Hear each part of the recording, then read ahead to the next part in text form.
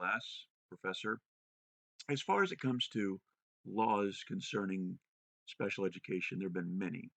Among these have been the Individuals with Disabilities Education Act, Section 504 of the Rehabilitation Act of 1973, and the Families Education and Privacy Act. The reason I mention these out of all the laws is that these are the one that I deal with the most in my own class. I have an inclusion class and deal with this on a regular basis, 504s especially. Personally seeing and dealing with special education teachers and education in order to achieve the best outcome that all students should achieve has been a benefit of seeing this 504 implemented. I've seen the benefits and see how the importance of these laws are in guaranteeing a balanced and fair education for all students. This is my classroom right now. Not very inclusive to anyone. Inclusive education in STEM is important.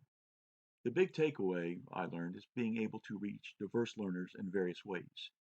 And for me, the important thing is getting to know that the students took something away from the lesson. How do we do this really? Assessments. I learned that assessments can be done in a variety of ways. And I learned for myself that I need to be able to gain an understanding that they understood. Earlier I mentioned that I have an inclusion class, and I work with special education teachers on a daily basis. This joint effort between the two of us is crucial. The student spends most of their time with me and is pulled out for support.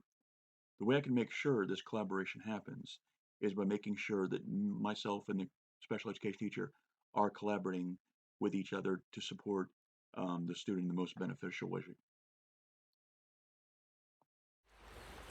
Now this is more like it. Well, Universal Design for Learning, or UDL, when it comes to STEM. Engineering design process lends itself, I think, to UDL. I think learning from mistakes is something that can benefit all students, especially those students that may see or understand things in a different way.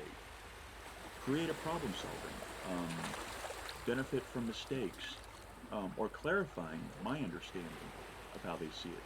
Maybe we can't call it a mistake. Maybe it's just clarifying my understanding of the way they see it. I think that's a better way of looking at it instead of, a failure or a mistake. Maybe I need to look at it a different way, that they're seeing it the same way they are. Student behavior and mindfulness in STEM. The key for me is consistency. Consistency with my lesson, with my behavior, discipline, and praise. Figuring out the behavioral issue, its spark, what caused it, where's it coming from? Is the student acting out because they get it, because they get what we're doing, they get the answer, or because they don't get it? What is causing these issues, these outbursts? And just figuring out from there. Consistency and letting them be aware of that. Technology in the classroom for STEM. I really haven't given it much thought. Kidding. I try to incorporate technology every chance I get. Nearpod, Kahoots, animation.